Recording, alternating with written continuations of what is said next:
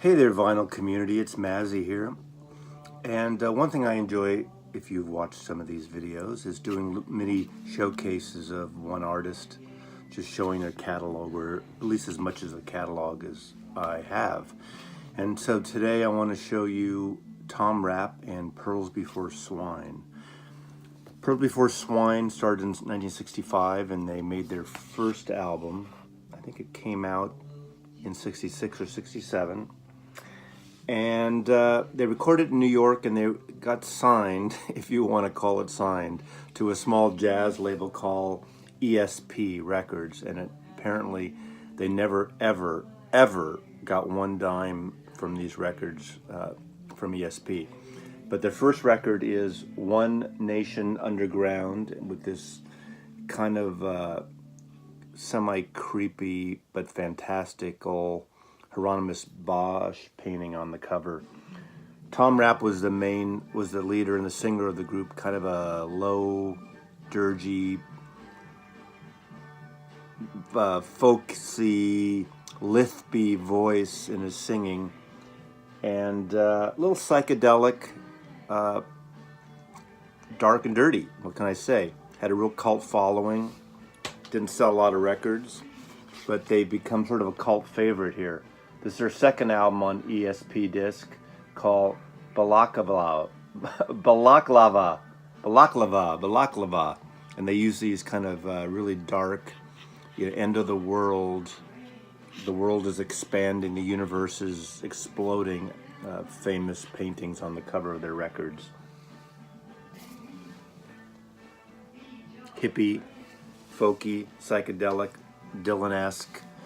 But definitely worth checking out. Those two albums were reissued in the last couple of years, ESP albums, the two. I think those are amongst my favorite. Then they switched to Reprise Records and put out a series of records. First, still with the Pearls Before Swine name, and then Tom's Rapp on his own as a solo artist. But even though they continued for a while as Pearls Before Swine, it was pretty much a Tom Rapp plus other musicians, a lot of session musicians too. In fact, on a couple of these records, they used Nashville musicians from the Nashville band. I think they put out one album called Area Code 615. And but these albums are also definitely worth checking out. Moody, dark, minimal, but earthy, great late night records. In the background, if you can hear that, it actually sounds very much like a mid-60s Dylan tune. So he's very influenced by the whole folk scene too, and psychedelic scene. I wouldn't call them a psychedelic guitar band at all, but they got that folk psych thing going on way before anyone else did. Then Tom Rapp's second to last two albums, he switched to Blue Thumb Records, and he put out Star Dancer and Sun Forest. And one of the songs he wrote around this time that became a minor FM radio hit was called Rocket Man. And I can't remember if it was around the same time or just before the Elton John song called Rocket Man, but two cool records. This is the first album, or almost the last album he put out in the 70s when I worked in record stores.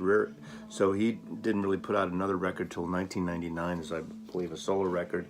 At the same time, in 99, he did a version of After the Gold Rush on a Neil Young tribute comp. But Tom Rapp, he died a year and a half ago. Someone to check out if you like that kind of dirgy, moody, folky. How many times can I say dirgy, moody, folky? Can you hear that?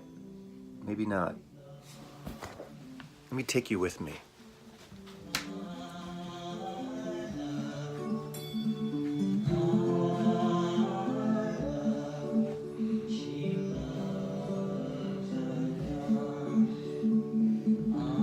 Playing from my computer because I'm in my office here.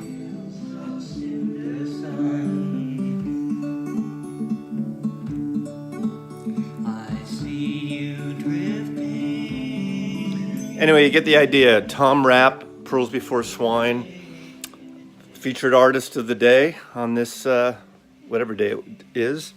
Doesn't really matter because who knows when you're watching this. You could be watching this in the year 2052. Anyway, Tom Rapp, Mazzy, please subscribe. Please share this and check out Tom Rapp's music and Pearls Before Swine. Take care. Good night.